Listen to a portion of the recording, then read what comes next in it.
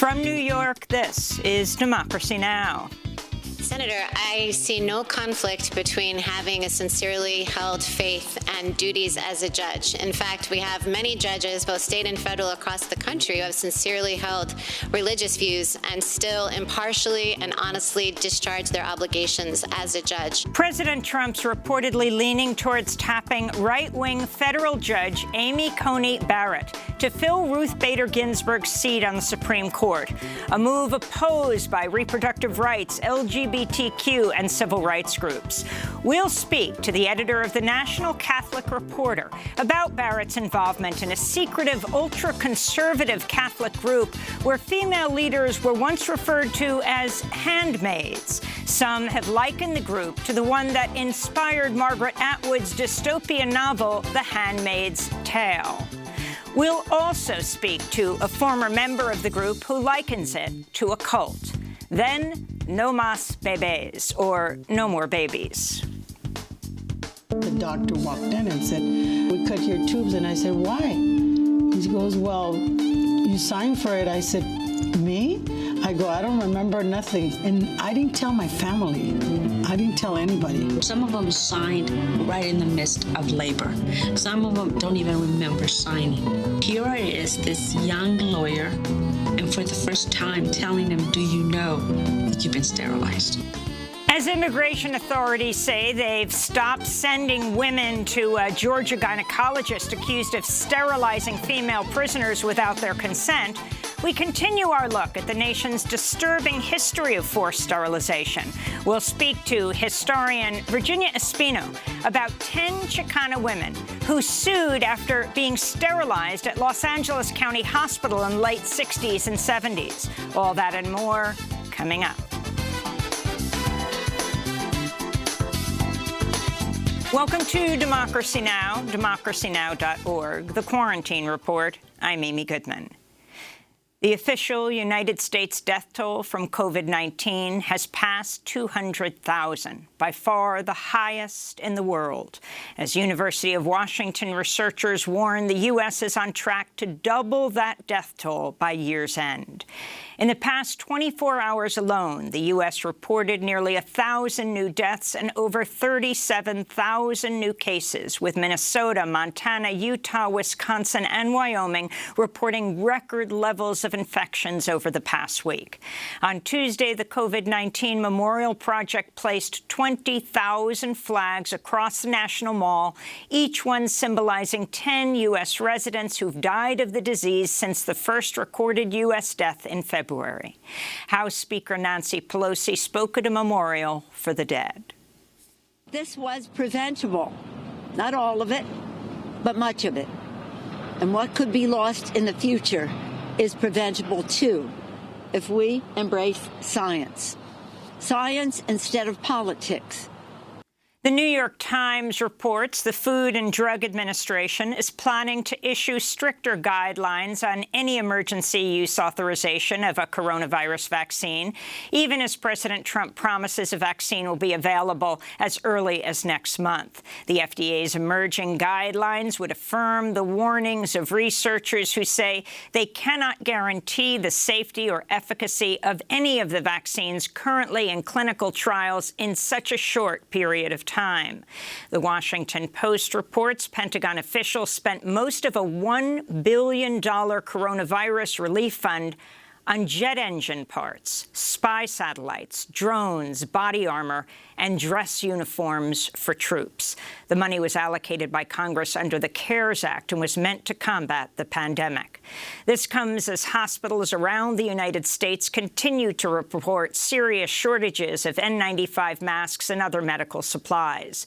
Meanwhile, President Trump continues to hold campaign rallies with his supporters packed shoulder to shoulder with few wearing masks. On Monday, as the death toll approached 200,000 with nearly 7 million U.S. infections, Trump told a crowd in Ohio COVID-19 only impacts elderly people with heart problems and other problems. But it affects virtually nobody. It's an amazing thing. By the way, open your schools. Everybody open your schools. At least 6 teachers have died since the start of fall classes alone, with the independent COVID monitor group recording more than 21,000 coronavirus cases linked to U.S. schools this school year. On Tuesday, the Miami-Dade County School District said students will be able to choose next month whether to return to their classrooms for in-person instruction. Here in New York, the United Nations General Assembly got underway Tuesday with world leaders and most UN ambassadors participating remotely due to the pandemic. UN Secretary General Antonio Guterres warned against a new Cold War between the U.S. and China.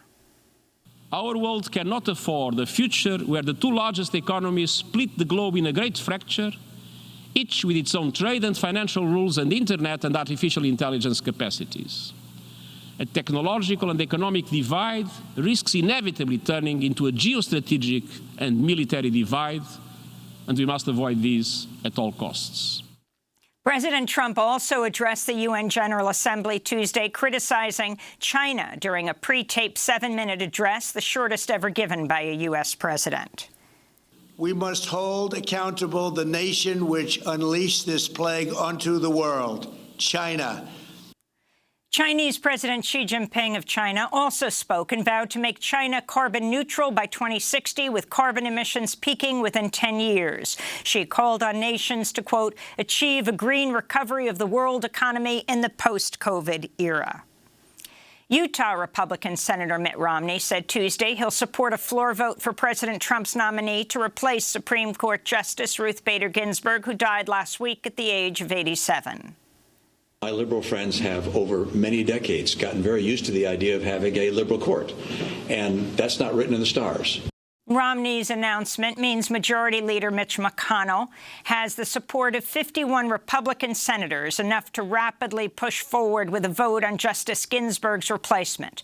There are just 41 days remaining before the November election. In 2016, McConnell refused to hold confirmation hearings for President Obama's nominee to replace Justice Antonin Scalia, who died nearly 9 months before the election. At the time, McConnell said, quote, the American people should have a voice in the selection of their next Supreme Court justice.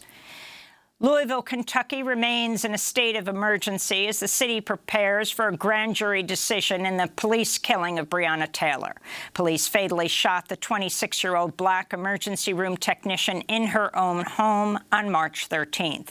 Ahead of the announcement, the Louisville Police Department announced it's conducting an internal review of 6 officers involved in the shooting and raid. One of the officers being investigated, Sergeant John Mattingly, has defended his actions. In an email to 1,000 other officers, Mattingly wrote, quote, regardless of the outcome today or Wednesday, I know we did the legal, moral, and ethical thing that night, he said. In the email, he also called protesters, quote, thugs, saying this is not an us against society, but it is good versus evil. The Nation magazine's reporting federal officials with the Justice Department and Homeland Security have intercepted the phone communications of protesters in Portland, Oregon. The Nation reports surveillance involved in cell phone cloning, where the government steals a phone's unique identifiers and copies them to another device in order to intercept the communications received by the original device. Oregon Senator Jeff Merkley has called for a full investigation. He wrote on Twitter, quote, the Trump administration has treated the people of Portland like enemy combatants. These tactics, like cell phone cloning to spy on protesters, are unacceptable in America, he said. Russian opposition politician Alexei Navalny has been released from a German hospital where he was treated for suspected poisoning after he became violently ill aboard a flight from Siberia to Moscow in August. Ahead of his release, Navalny published a photo of himself looking gaunt but walking without assistance. Doctors say it's too early to tell if the longtime critic of Vladimir Putin will make a complete recovery. German scientists say they discovered traces of the banned nerve agent Novichok on a water bottle used by Navalny shortly before he fell ill. In Washington, a reporter asked President Trump Tuesday about Navalny's poisoning. Who do you think poisoned Alexei Navalny in Russia? We'll talk about that at another time. In Belarus, President Alexander Lukashenko was abruptly sworn in at a secret ceremony today amidst ongoing anti-government protests demanding the longtime authoritarian leader resign. The opposition denounced the ceremony as illegitimate following Lukashenko's landslide win in last month's election, which critics say was rigged. In Cleveland, Ohio, a 28-year-old transgender woman who died in her cell at Cuyahoga County Jail last month left a hidden letter denouncing the jail's horrid conditions. The letter was found by her mother after picking up her daughter's belongings. In the letter, Lee Day wrote prisoners were served food that was cold, smelled bad, tasted like cleaning chemicals. Day said the jail also failed to provide cleaning supplies and that the conditions had only gotten worse during the COVID-19 pandemic. The Cleveland Plain Dealer reports her mother says Day was being held in an area of the jail reserved for men. Questions remain on what caused her death. In immigration news, women imprisoned at Irwin County Detention Center in Georgia are no longer being sent to the physician accused of administering hysterectomies and other gynecological procedures without consent. An attorney working on the investigation said Tuesday Dr. Mahendra Amin saw at least 60 women imprisoned at Irwin, which is privately run. Whistleblower Dawn Wooten, a former nurse at Irwin, labeled Amin the, quote, uterus collector. Meanwhile, Mexico's government is demanding U.S. authorities address allegations of forced sterilizations at Irwin, where at least 6 Mexican women may have had unwanted hysterectomies. This is Mexico's Foreign Minister Marcelo Ebrard speaking Tuesday. It is something that is unacceptable, and we reject it beforehand. Even in the United States, there is a reaction from important groups, which we have been in contact with. This has to be cleared up. If it is confirmed, it would be a major issue, and not only punished, but also other measures would be taken. In California, immigration rights advocates continue to denounce Governor Gavin Newsom's orders to transfer people from state prisons to the custody of Immigration and Customs Enforcement, or ICE. This comes as The Guardian reports 41-year-old Cal Saley, who fought wildfires as an incarcerated firefighter in 2018 and 19, was transferred to ICE custody last month, the day of his prison release. After 22 years behind bars for a robbery he committed as a teen, Saley was sent to an immigration prison in Louisiana and is now facing deportation to Laos, the country his family fled when he was just 2 years old. New questions are being raised over why the Census Bureau cut short its data collection for the census by a month. A new report by the Commerce Department's internal watchdog reveals the decision did not come from the director of the census. In a report, the watchdog stated, quote, the schedule change was not the Bureau's decision. Senior officials at the Bureau, including the director, did not know who ultimately made the decision to accelerate the census schedule. The watchdog report also reveals there's a consensus within the Bureau that shortening the length of the data collection will, quote, negatively impact the accuracy of the census. In campaign news, Democratic vice presidential candidate Kamala Harris traveled to the battleground state of Michigan Tuesday, where she appealed to black voters to help defeat Donald Trump in November. This is Senator Harris speaking at an event in Detroit. Why do you think they are trying to suppress and to make it difficult or to confuse black people around voting? And the answer is simple, because they know when we vote, things change. Meanwhile, Joe Biden beat back a reporter's suggestion he would pursue a socialist agenda if elected president, taking a swipe at Vermont Independent Senator Bernie Sanders and his supporters. Biden was speaking to a local TV reporter in northeastern Wisconsin. I beat the socialists. That's how I got elected. That's how I got the nomination. Do I look like a socialist? Look at my career, my whole career. I am not a socialist. On Tuesday, Cindy McCain, the widow of the late Republican senator and 2008 presidential candidate John McCain, announced she will endorse Joe Biden for president. In Terre Haute, Indiana, federal prison officials strapped condemned prisoner William LaCroix to a gurney Tuesday evening and injected him with a single dose of the drug pentobarbital. Witnesses to the execution report LaCroix's eyelids drew heavy, his midsection heaved uncontrollably for several minutes before his lips turned blue and he fell still. LaCroix was pronounced dead just after 9 p.m. local time. It was the 6th federal execution since the Trump administration ended a 17-year hiatus hiatus on federal death sentences. On Thursday, Christopher Villalba is scheduled to become the 7th federal prisoner to die by lethal injection this year. And a new audit reveals the University of California admitted at least 64 wealthy, mostly white students as, quote, favors to donors, family, and friends over the past 6 academic years. The audit looked into admissions policies starting in 2013 at 4 University of California campuses, including UC Berkeley, where 42 applicants who were children of staff and major donors were admitted over other more qualified students. At other campuses, applicants were falsely designated as student-athlete recruits, even as they had little or no athletic skill. The California state auditor says the admission of at least 400 other students was also questionable.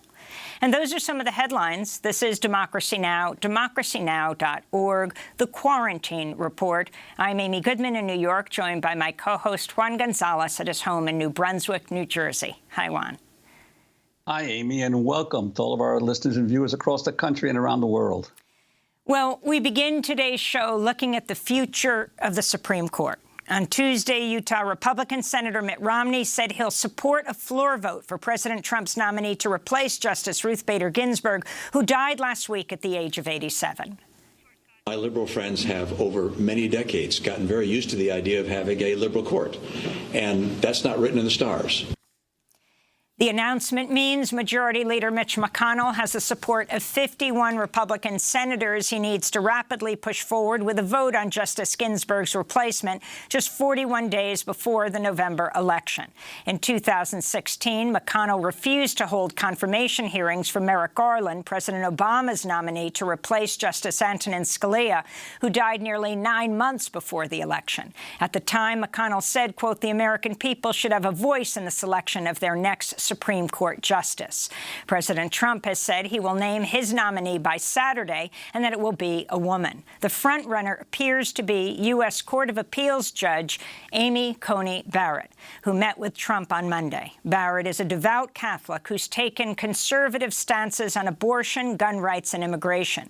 The Human Rights Campaign has called her a, quote, absolute threat to LGBTQ rights, unquote.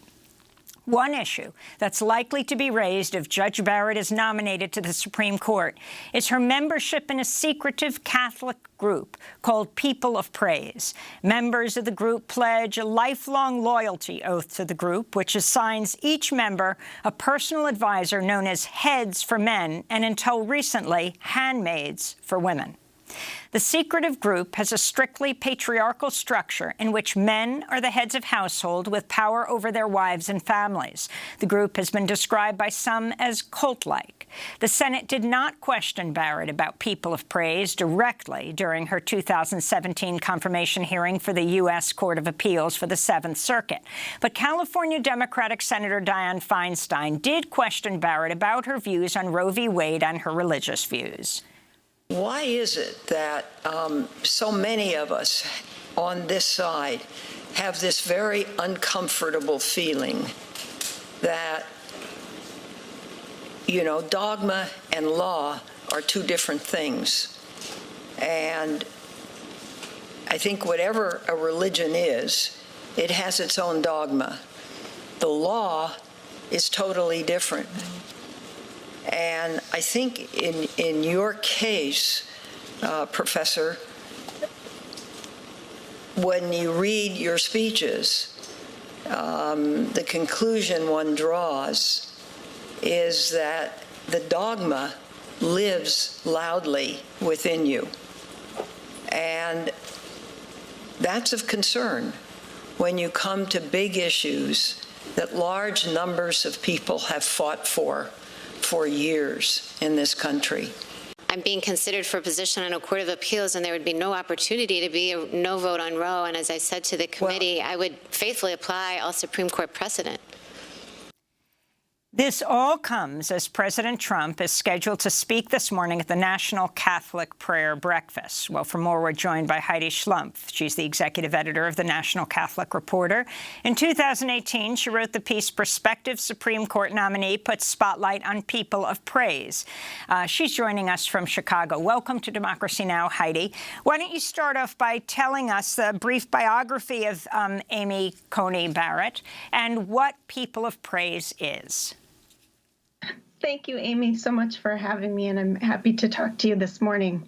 So Amy Coney Barrett is, like your introduction said, a Catholic judge. She's also been a professor at the law school at the University of Notre Dame. She is a conservative judge, an originalist, as we would probably expect to be at the top of the list of this president and a leader in this party.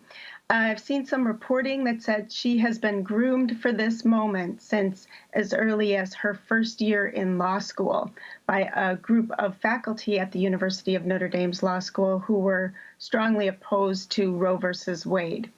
So she's on the list from the Federalist Society, and we have a connection there to that National Catholic Prayer Breakfast that's about to start later this morning. The founder of the National Catholic Prayer Breakfast, Leonard Leo, was also the longtime leader of the Federalist Society, which has for decades been trying to reshape the judiciary, especially around some of these culture warrior issues like abortion and LGBT rights.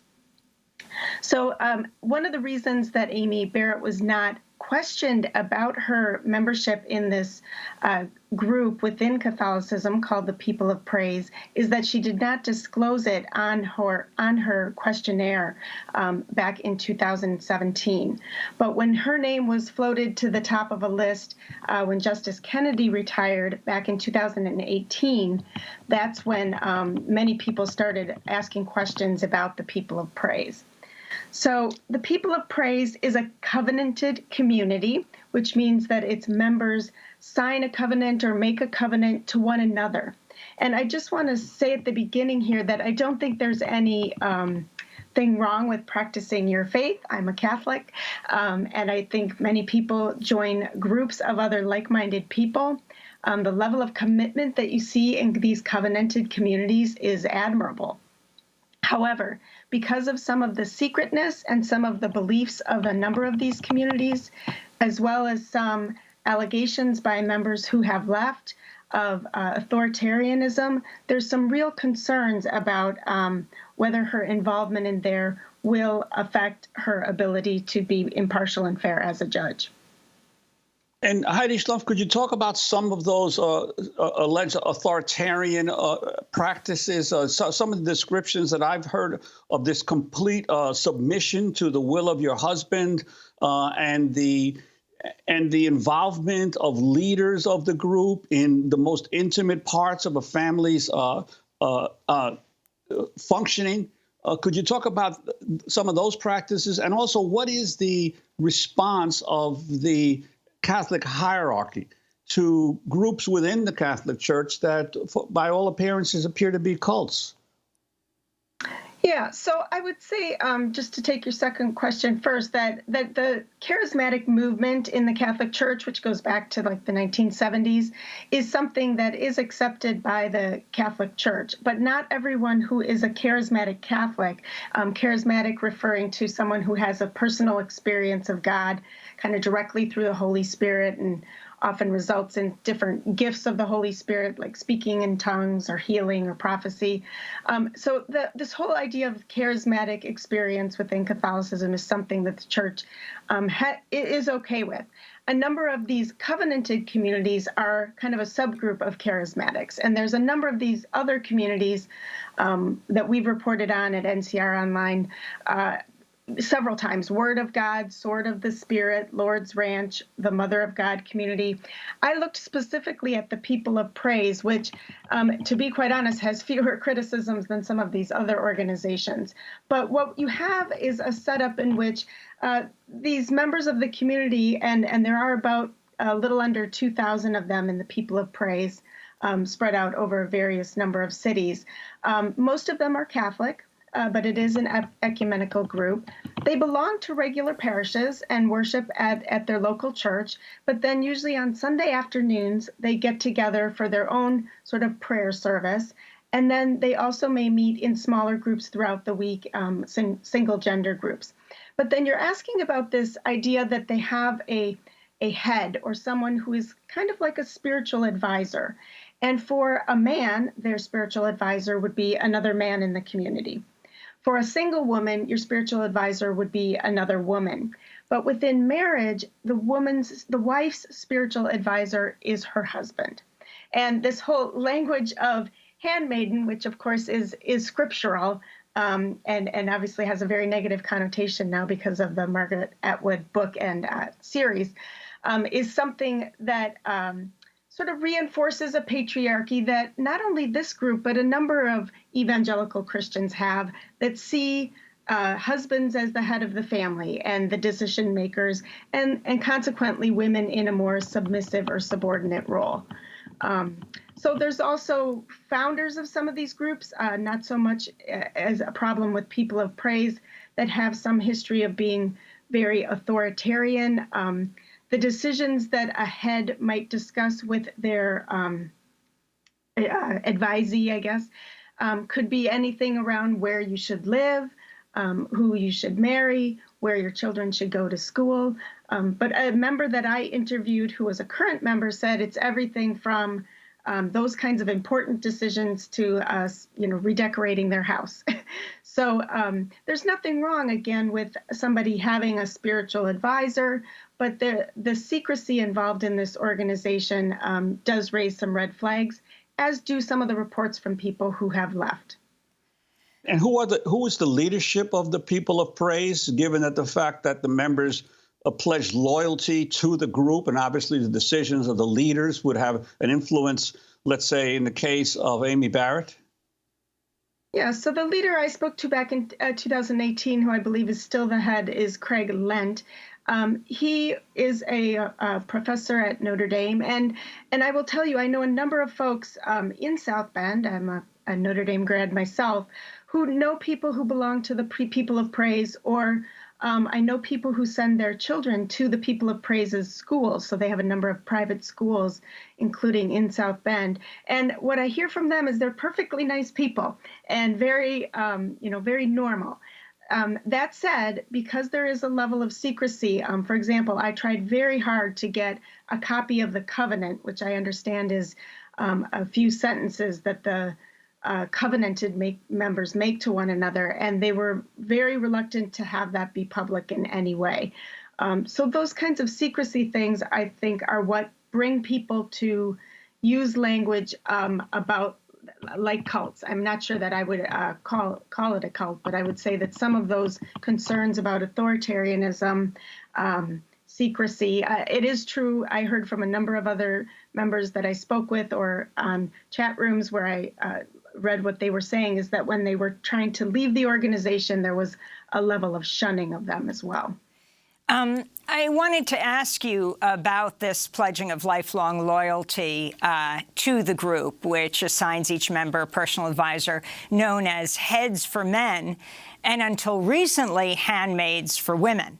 The secretive group has a strictly patriarchal structure in which men are the heads of the household, as you said, with power over their wives and families. The group has been described by some as cult-like. And Margaret Atwood has talked about various Catholic charismatic groups. The group she based Handmaid's Tale on was People of Hope in New Jersey, not the South Bend People of Praise. But of course, that term is so significant that they used Handmaid's Tale until recently. Atwood told the New York Times, "I delayed writing it for about 3 years after I got the idea because I felt it was too crazy. Then I started noticing that a lot of the things I thought I was more or less making up were now happening. And indeed, more of them have happened since the publication of the book. There's a sect now, a Catholic charismatic spin-off sect, which calls the women handmaids. They don't go in for polygamy of this kind, but they do threaten the handmaids according to the biblical verse I use in the book. Sit down and shut up, she said. Now, again, that's a different charismatic Catholic group, a kind of spin-off, People of Hope. Explain the difference. And also, if you could respond to, I mean, the unfortunate questioning of Feinstein when she said to Amy Barrett, the dogma lives loudly within you, was then, you know, people took great umbrage of that, and she said, "I can separate my religious views from my legal opinions." The dogma lives loudly within you was Feinstein's comment. And if you can talk about that and whether that will prevent people from questioning Amy Coney Barrett about her views and how they affect her legal decisions. Well, just to go back to the People of Hope. So the People of Hope, I'm less familiar with, excuse me, but I would say that I have followed a number of folks who grew up in some of these covenanted communities. And there is a history of allegations, especially by folks who have chosen to leave it, of problematic authoritarianism. I think it's interesting to note that historically there's nothing inherently conservative about the charismatic movement. So if you're having this personal relationship with the Holy Spirit and with God, God could also, you know, tell you to be a progressive Catholic, I suppose, too.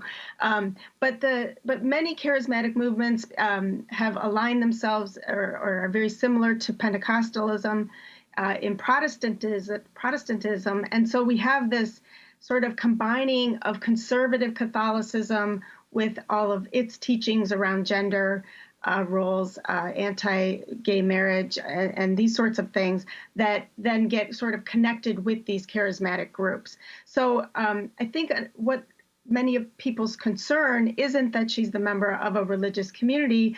Obviously, you know, this is not simple anti-Catholicism. If being a Catholic was a problem for being on the Supreme Court, why do we have so many Catholic justices already? But it's this particular group, its secretiveness, and then also it does have, and she has specifically spoken about her own views on abortion, on even the death penalty in terms of church teaching on that, on gay marriage. I do think it's somewhat ironic opposed that to all. Opposed to the death penalty, yes, opposed to abortion, opposed to gay marriage. And so I do think, go ahead. No, I wanted to ask you, given the fact that one of the apparent principles of People of Praise is that a wife must be submissive to the will of her husband, and that in this case, Amy Barrett's husband is a member of the group as well. What does this say about her ability to make independent decisions apart from what her husband might think when she's on the court? Yeah, so I can't speak to that, you know, specifically, although, you know, it's possible that there could be somebody nominated to the court who has that belief and it's not known in a public way because of her membership in this group. It's known. And I think that is a fair question for her if she were to be nominated and at a confirmation hearing. So obviously, when the Senate is looking to confirm someone to such an important position, a lifelong position, I think all kinds of questions about someone's beliefs, including their religious beliefs and their membership in certain organizations, is fair game. Now, I think the Democrats are going to be in a tough position as it's increasingly looking like this hearing could be happening before the election. So they have to be careful not to be appearing to ask her questions that are perceived by some as insulting her, anti-Catholic, insulting her religion. Obviously, Joe Biden and the Democrats have done a lot to reach out to religious voters, moderate religious voters during the campaign, and wouldn't want to undo all that. I know there are conservative Catholics who proudly say the dogma, you know, it lives in me, because, to what Dianne Feinstein said. The only thing I can say is it must be that Amy Barrett's husband wants her to be on the Supreme Court, because it is somewhat ironic, you know, if that's what he's encouraging her to do, because it is somewhat ironic that in a group that believes in the submission of women. We have a woman from that group who is potentially going to be on the highest court in the land. Before we go to a former member of People of Praise, I wanted to go to Amy Coney Barrett's views on the ACA, extremely relevant. In a 2017 law review, she criticized Chief Justice John Roberts for voting to uphold the Affordable Care Act in 2013. She wrote, quote, "Chief Justice Roberts pushed the Affordable Care Act beyond its plausible meaning to save the statute. He construed the penalty imposed on those without health insurance as a tax, which permitted him to sustain the statute as a valid exercise of the taxing power. Had he treated the payment as the statute did, as a penalty, he would have had to invalidate the statute as lying behind Congress's commerce power." It's a little hard to understand, but it's extremely significant, because if Amy Coney Barrett was nominated, confirmed, and sat on the court before November 10th. Those are the date of the oral arguments on the ACA, which could strike the whole thing down. Heidi, your final comments on this. Yeah, so I do think that that she is a conservative judge, and she is a conservative Catholic. And the Catholic Church in the United States has long supported the Affordable Care Act, especially after the accommodations were made for Catholic employers that didn't want to provide contraceptive coverage. So it'll be interesting to see if she sides with church leaders on that one or not. She has said that she would not have her faith affect her decisions as a judge. She had written a law review article once saying that judges would have to recuse themselves, for example, from capital punishment cases. She does at least have consistency on that pro-life issue, the capital punishment and abortion. But if she does get confirmed, it would be very interesting to see what she does. She may surprise us. Sometimes judges do very different things than we expect from them. Heidi Schlumpf, we want to thank you so much for being with us, executive editor of the National Catholic Reporter. In 2018, she wrote the piece, "Prospective Supreme Court Nominee Puts Spotlight on People of Praise." When we come back, we'll be joined by a former member of the group who likens People of Praise to a cult. Stay with us.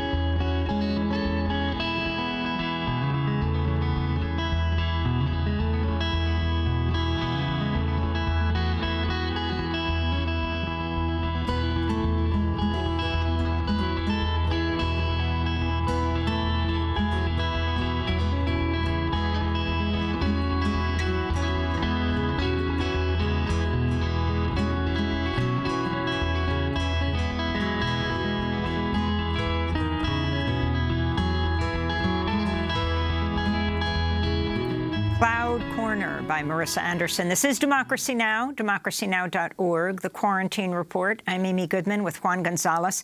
As we continue to look at the background of Judge Amy Coney Barrett, the apparent frontrunner to replace Justice Ruth Bader Ginsburg on the Supreme Court, President Trump said he'll announce a nominee on Saturday. Mitch McConnell appears to have the 51 votes he needs in the Senate to force a confirmation vote through before the election. We're looking at Amy Barrett's membership in a secretive Catholic group with rigid gender roles and a lifelong loyalty oath. We're now joined by a former member of People of Praise, who's now speaking out against the group. Coralanica Theo was a People of Praise member for 5 years, from 1979 to 1984, after being forced to join the organization by her then-husband. She documented her experience in her memoir titled Banchia, Making Light of the Dark. Coral, thanks so much for joining us from Corvallis, Oregon. Can you describe People of Praise and what happened to you while you lived in the community? Thank you for having me on your show, and I'm a fan of you and your show. I was a member of the People of Praise. Many call it a community, but I describe it as a cult in Corvallis, Oregon. I experienced abuse and torture by my husband, Marty Warner Independence Oregon, and the cult leaders, as well as shunning, shaming, and a smear campaign against me when I escaped and left. For safety, I legally changed my name and have lived under a state address protection program from my ex-husband for the past 20 years.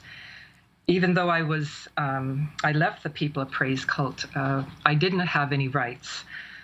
Due to being married to my husband, who was a cult member, I was under the authority of my husband and his authoritarian head, Ed Brown. Under their authority, I was forced to attend meetings, but because I had defied leadership and their authority, I was forced to sit on the floor outside of their meetings in the hallway at the St. Mary's Catholic Church. There's dozens of witnesses that have seen how I was treated. What I would ask listeners to consider, even though they say this is a healthy group, to consider how I was treated and if this would be correct for Amy Barrett to be treated. One time I had a miscarriage in 1984 and I had to have a DNC surgery. After I returned from the hospital, I was forced to attend a People of Praise women's meeting, our handmaidens meetings. I had a head that was also a woman besides my husband. They wanted to go shopping and I couldn't due to returning from surgery and feeling weak. I left the meeting to go home and rest as my doctor had ordered.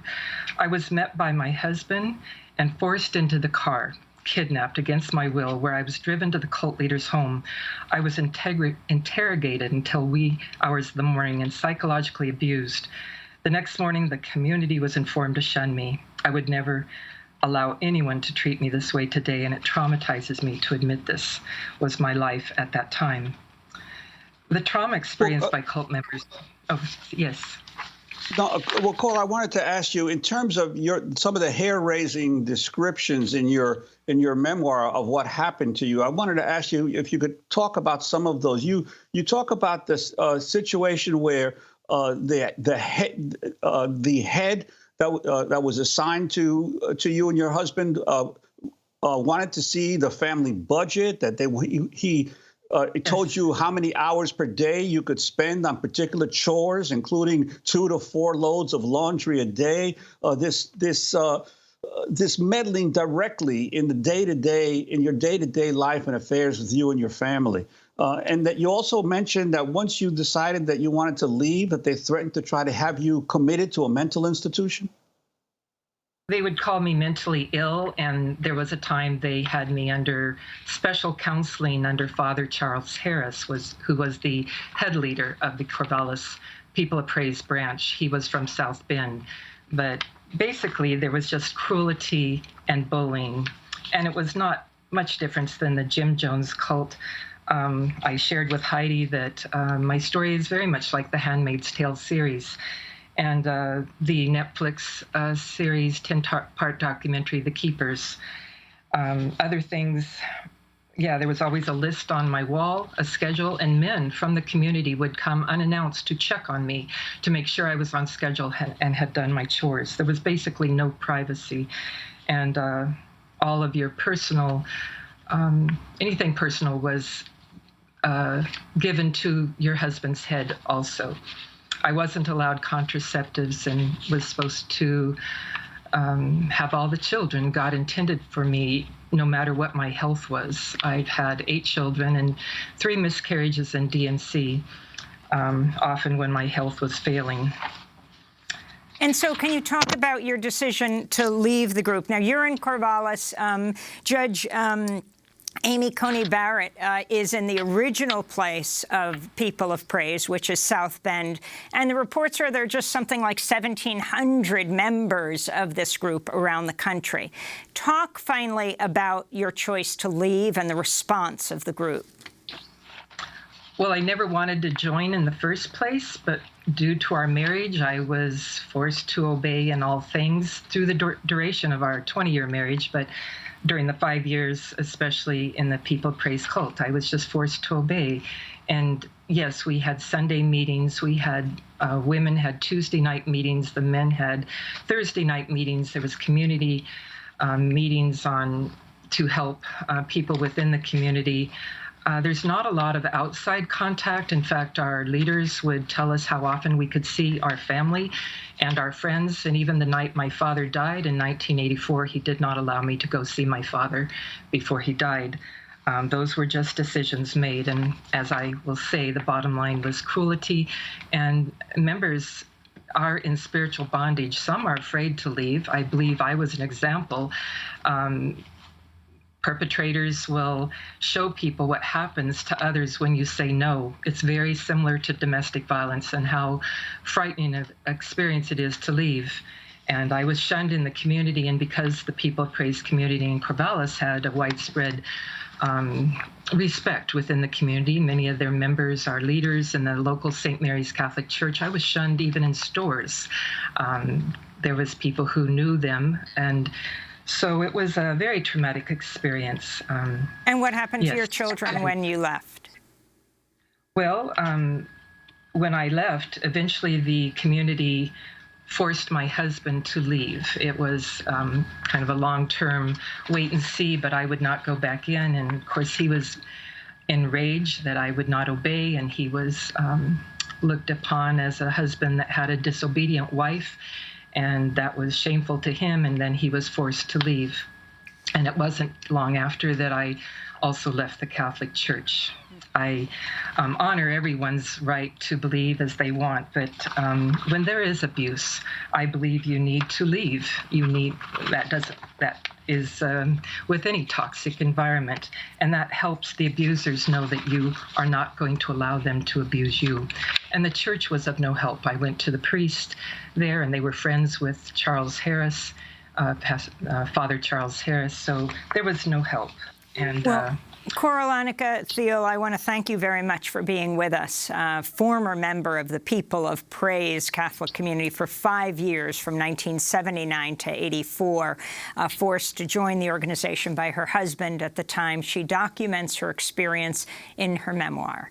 Next up, we go to the latest news that immigration authorities say they've stopped sending women detainees to a Georgia gynecologist accused of sterilizing the female prisoners without their consent. And we go back and look at the disturbing history of forced sterilization of Chicana women in Los Angeles. Stay with us.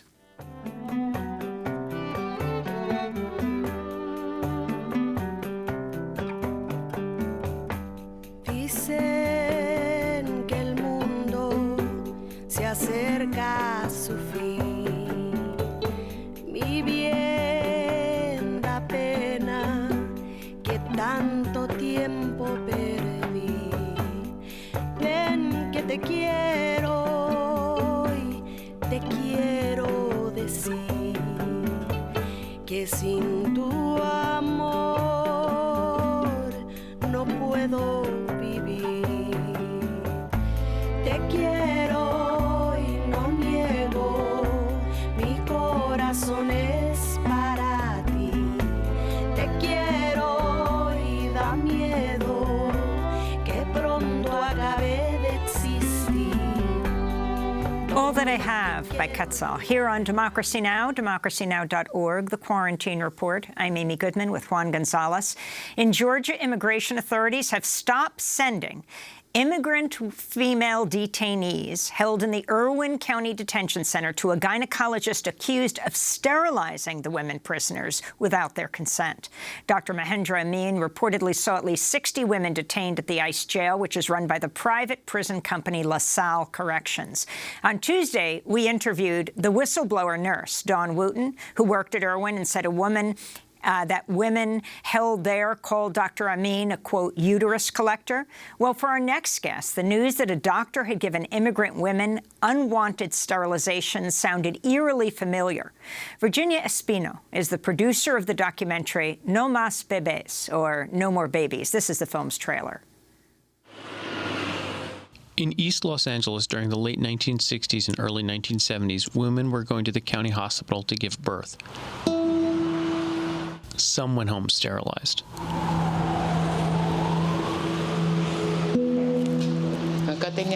There's still beds here.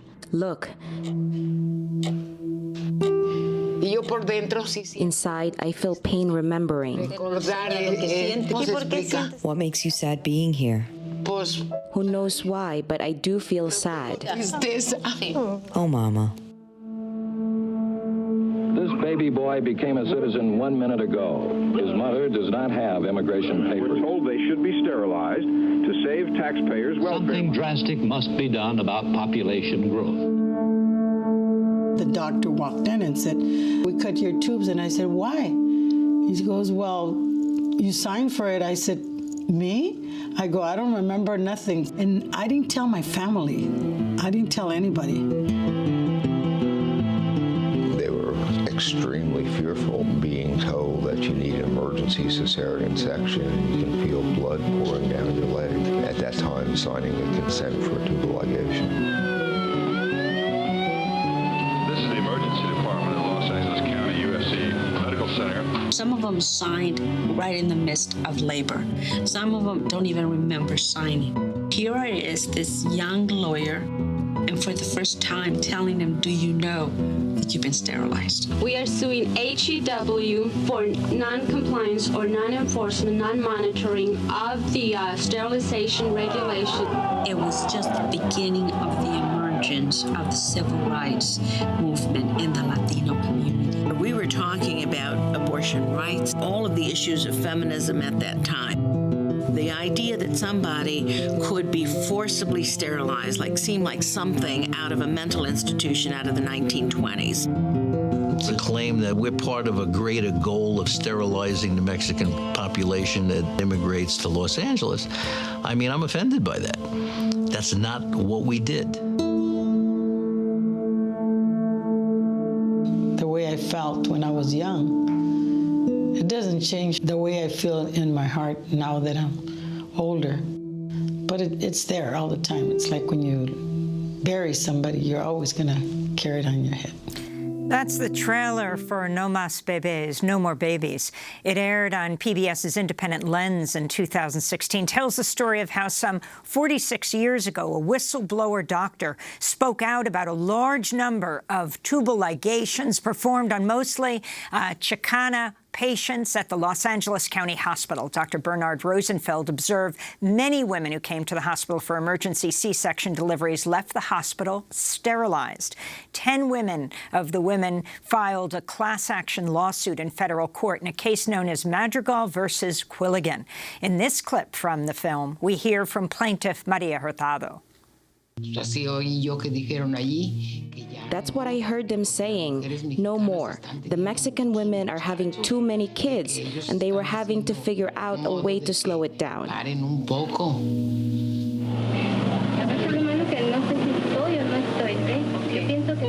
You speak English, they treat you one way. You don't speak English, they treat you another way. That's how I see it. The only thing that the doctor said was, "Mama, mama," because he wouldn't say sign here or here. They couldn't say anything. They only signaled mama. One of the women who was sterilized without her consent in the 70s at the Los Angeles County USC Medical Center. From More We Go to Virginia Espino, the film's producer, lead historian. She's also a lecturer with the UCLA Department of Chicana, Chicano, and Central American Studies. She made the film with her friend, the Academy Award-nominated filmmaker Renee Tajima Peña. Before then, the women in the lawsuit had not had much opportunity to describe their experiences. Welcome to Democracy Now!, Professor Espino. It's great to have you with us. If you can lay out what happened and what this lawsuit was about and what came of it. It was, the events occurred in the early 1970s when women would go to the LA County Hospital for emergency cesareans. So the LA County Hospital wasn't a place where people would go and plan to deliver their child. In some cases, you did have people opting for that as a safe place. But you had other people going there because they were in pain, in trauma, they were bleeding, they were having complications. And that was the case of the Madrigal 10, who would eventually file a lawsuit against the hospital. they would go to the hospital for a emergency cesarean in full labor. And at that time, they were approached by hospital staff, sometimes doctors, sometimes nurses, sometimes social workers, about signing consent forms for tubal ligation. Quite often, they did not understand the terminology. They did not, in some cases, understand the language. Many of them spoke primarily Spanish. And in some cases, they were just under duress from pain from labor. And so they didn't quite know what was happening to them. In one case, for example, Melvina Hernandez went for 3 years after her tubal ligation wearing an IUD because she did not know she had that surgery performed on her.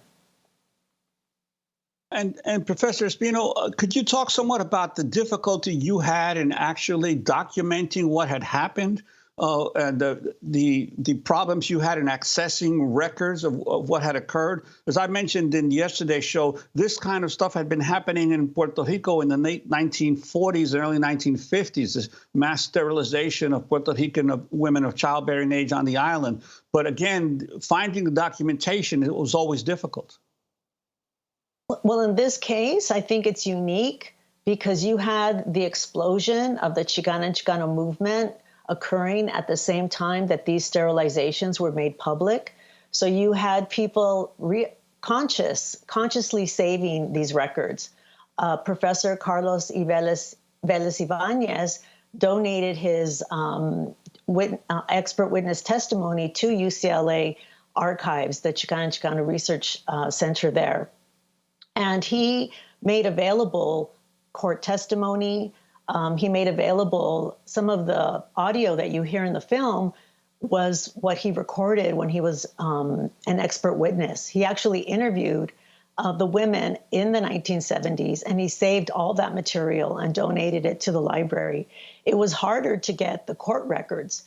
Excuse me. It was harder to get the court records because they had been lost, they had been misplaced, they had been misfiled.